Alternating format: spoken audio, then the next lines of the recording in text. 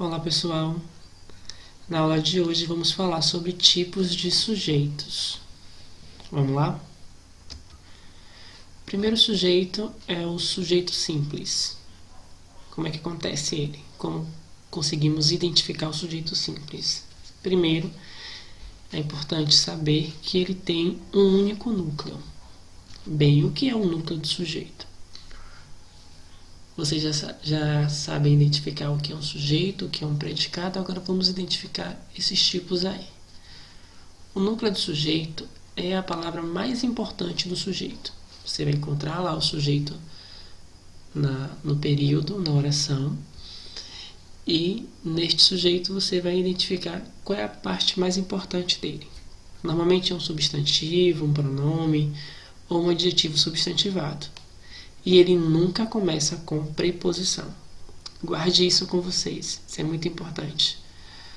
O núcleo do sujeito ou o sujeito, ele nunca vai começar com uma preposição.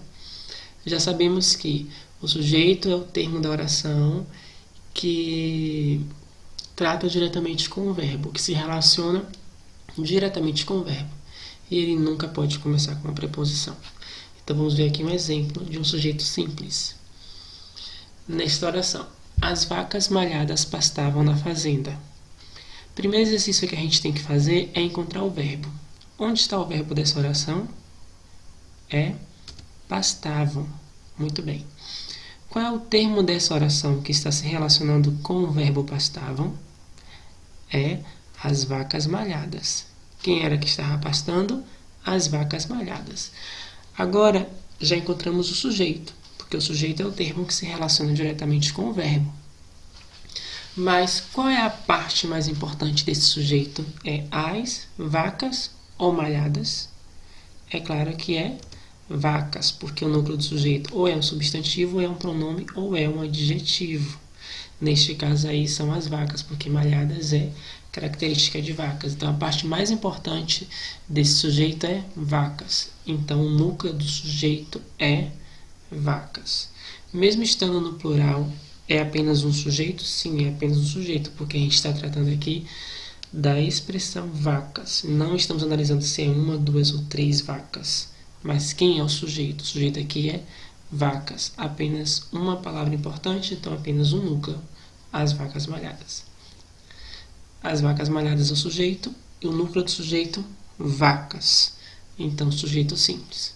Vamos ver o sujeito composto, que diferente do sujeito simples, o sujeito composto ele vai ter dois ou mais núcleos.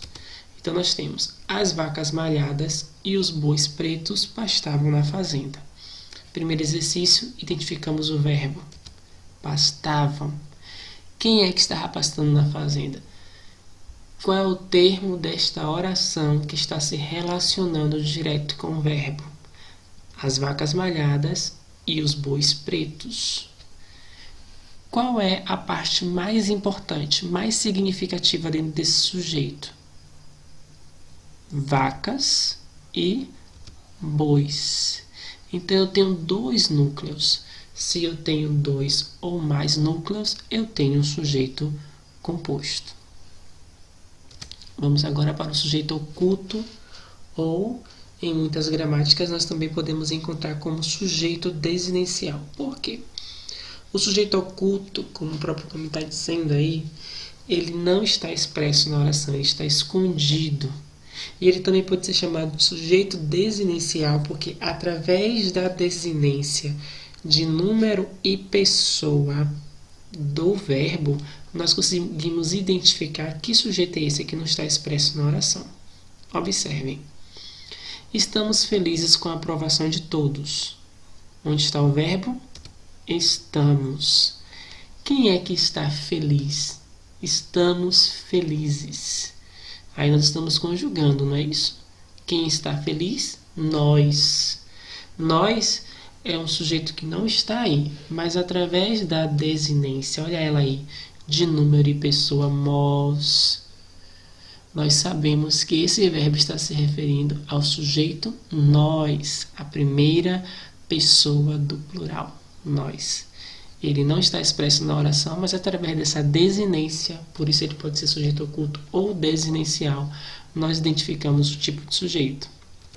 Observe que o verbo ele deve estar na primeira ou na segunda pessoa do singular ou do plural. Não está escrito aí, mas a observação é essa. O verbo deve estar na primeira ou na segunda pessoa do singular ou do plural. Então pode ser eu ou tu e nós ou vós. Por quê? Quando está na terceira pessoa, deixa de ser sujeito oculto ou desinicial e agora passa a ser sujeito indeterminado, que é o próximo sujeito que a gente vai estudar.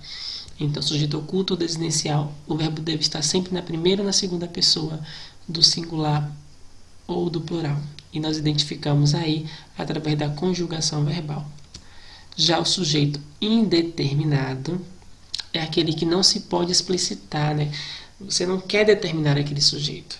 Ele está ali, a gente consegue identificar através da desinência, mas a gente não sabe exatamente quem é. O verbo está na terceira pessoa e não se pode determinar o sujeito. Vamos ver aqui. Compraram pão e queijo. Onde está o verbo? Compraram. Quem compraram? Então aí está na terceira pessoa do plural. Eles compraram pão e queijo. Ok, professor. A gente achou o sujeito aí. O sujeito aí é eles, sim, mas eles quem? Porque quando eu digo nós, você sabe que é eu e você. E quando eu digo eles, você sabe quem são essas pessoas? Quem são eles? Não, a gente não sabe quem são eles. Então é um sujeito indeterminado. Não se pode determinar ou não se quis determinar. A gente não sabe quem foi lá comprar pão e queijo. Eu vou dar mais um exemplo aqui, porque às vezes nós podemos nos confundir. Porque uma das regras para o sujeito indeterminado é o índice de indeterminação se, que às vezes a gente vai usando, né? A palavra se ela tem várias funções na língua portuguesa. Uma delas é indeterminar o sujeito. Mas observe aqui, nesta oração, vendem-se livros usados. Onde está o verbo? Aqui, vendem. Vende-se o quê? Qual o termo aí dessa oração que está se relacionando diretamente com o verbo? É livros. Então aí a gente achou, ok? Vendem-se livros. Então o sujeito aí é um sujeito simples, livros. Mas na oração precisa-se de livros usados. Onde está o verbo? O verbo precisar. Nesse caso, quem é que precisa? É o livro? Precisa-se, alguém precisa-se. Observe que a gente não consegue determinar quem está precisando dos livros. Na primeira oração, aí vende-se livros usados, vende-se livros usados. Livros, ele é o sujeito. Mas lembra que eu falei lá no primeiro slide que o sujeito, o núcleo do sujeito não pode ser acompanhado de preposição? Então nós temos a seguinte regra: verbo mais pronome se mais preposição é o sujeito indeterminado. Então nós temos aqui precisa-se, nós temos o verbo precisa mais o pronome se mais o de, que é uma preposição, e livros.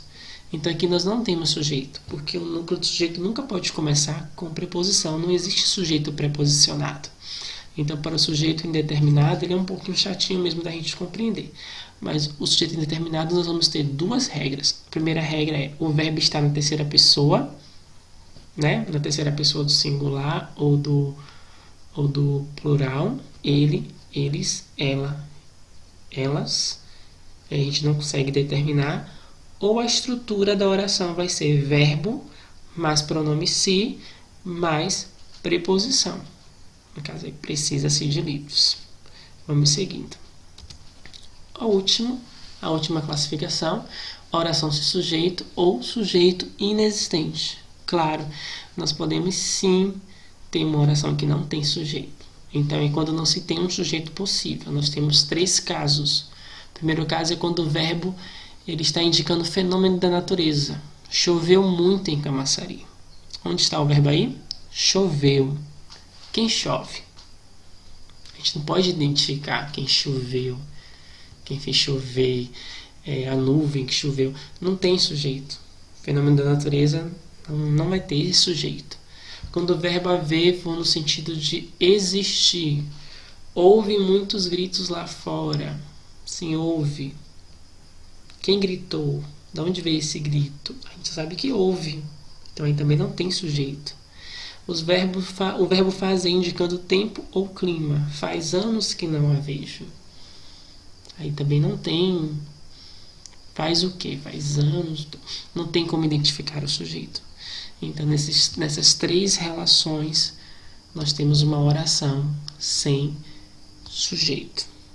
Ok, pessoal? Espero que vocês tenham compreendido a aula. Qualquer dúvida, põe lá nos comentários.